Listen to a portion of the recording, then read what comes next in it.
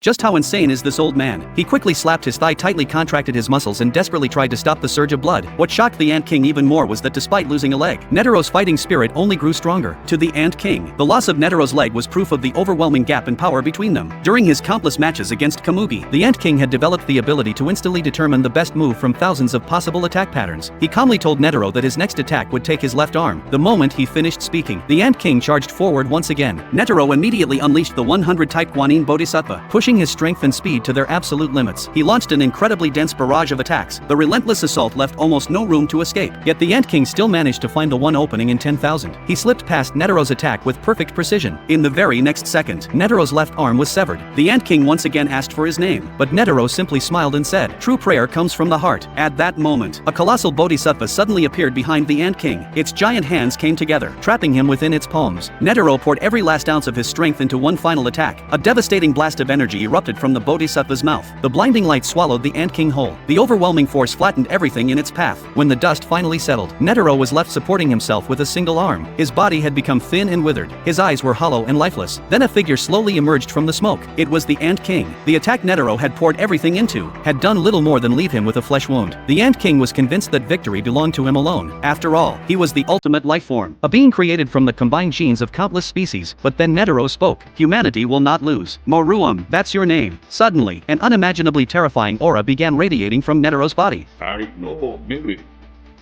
お前さんは何にも分かっていねえよ。人間の底すらない進化を。 For the first time in his life, the Ant King felt fear from a human being. Netero slowly raised his withered arm. Without the slightest hesitation, he drove it straight into his own heart. The Ant King's instincts screamed at him to run, but it was already too late. The miniature nuclear bomb hidden inside his body detonated instantly. Its overwhelming power consumed everything around it, blooming across the battlefield like a deadly rose. This gun used fleas as bullets, powered by nothing but human breath. What makes it truly terrifying is that any wound it causes will keep bleeding non-stop. Even though Killua was incredibly fast, he still got hit. When he looked at the projectile in his hand, he was stunned. のみ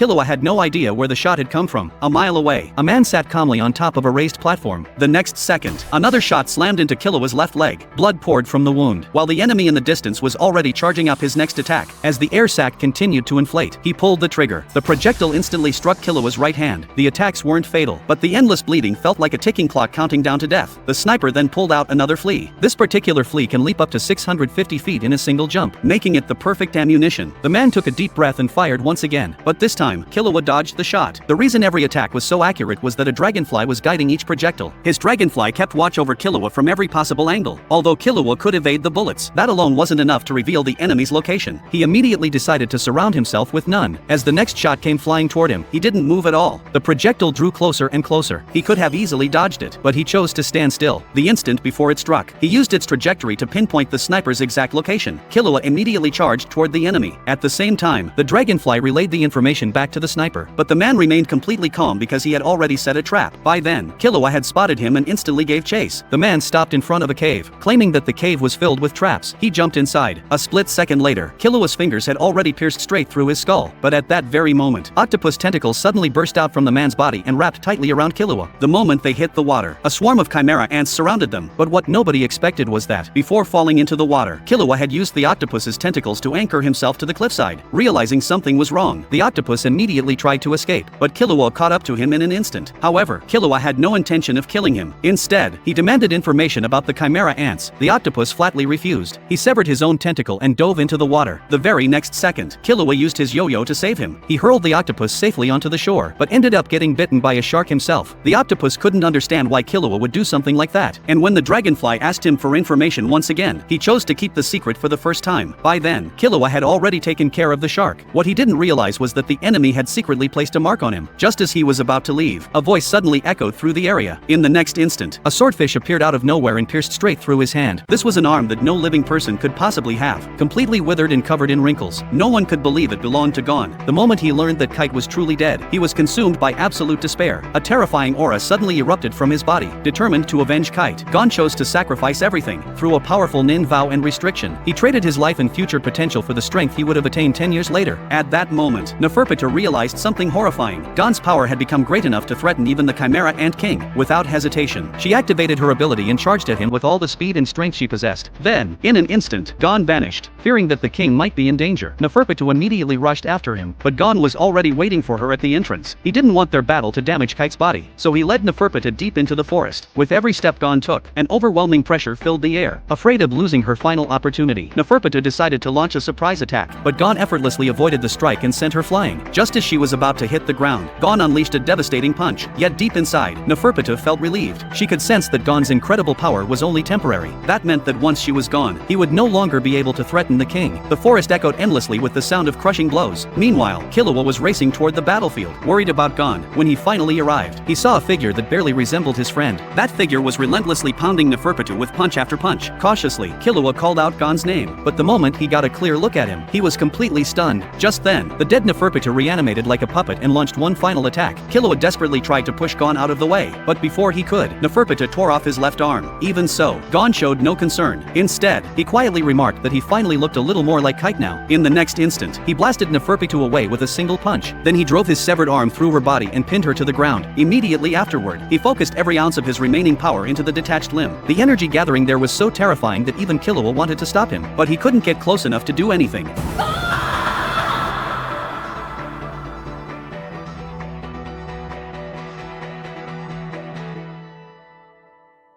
The Ant King, who couldn't even be killed by a nuclear bomb, surprisingly knelt before a small chimera ant, and he did it for only one reason: to see Komugi one last time before he died. During his battle with Netero, the Ant King was critically wounded by the bomb hidden within Netero's body. Although Poof and Yuppie saved him by giving him their own cells, the bomb carried a deadly poison, and any living creature exposed to it would eventually be infected. The Ant King knew that he didn't have much time left. His final wish was to play one more game of Gungi with Komugi, so he sought out Palm, the person who had hidden Komugi away. But Palm refused to let the Ant King get anywhere near her. To show that he meant no harm, the Ant King silently knelt before her. Now a chimera ant herself, Palm could hardly bear to see her king kneeling. Her chimera ant instincts overwhelmed her, and tears began to stream down her face. She finally told the Ant King where Komugi was hiding, but she insisted on one condition: that she would remain nearby to watch them. At last, the Ant King was reunited with Komugi. In the final moments of his life, they sat down to play Gungi just as they always had. This time, he told her that his name was Maruam. It was the name his mother had given him before her death, meaning the light that illuminates all things. The moment Komugi heard the name, she immediately knelt and addressed him as Lord Maruam. The Ant King asked her not to call him Lord, but Komugi was too intimidated to address him by his name alone. So Maruam proposed a deal. If he could defeat her just once in Gungi, she would have to call him simply Maruam. Confident as ever, Komugi gladly accepted. Maruam smiled and said, "I'm not the same person I used to be. Prepare yourself to lose." Then he asked Komugi what reward she would want if she won. Her answer was simple: "Play another game with me." Hearing that response, Maruam couldn't help but smile. The match began. As always, Komugi's moves were impossible to predict. No matter how desperate the situation became, she always managed to find a path forward. At the same time, Maruam continued to grow stronger as a player. Then, suddenly, tears welled up in Komugi's eyes. She had never imagined that one day she would be able to sit across from Maruam and play with him like this. At that moment, Maruam confessed that the poison inside his body was spreading. He also warned her that staying too close to him could infect her as well. But Komugi didn't care. She simply continued playing in silence. At that moment, she felt happier than she had ever been in her entire life. Even if death were to come, she wanted nothing more than to stay by Maruam's side. As time slowly passed, the poison eventually robbed Maruam of his sight. Again and again, he asked, "Komugi, are you still there?" And every single time, Komugi answered him with unwavering certainty. In the end, Maruam admitted that he was tired. He said that he wanted to rest, but before the final moments of his life slipped away, he had one last wish. He wanted Komugi to say his name just once. おやすみなさい、メルエム。私もすぐ行きますから。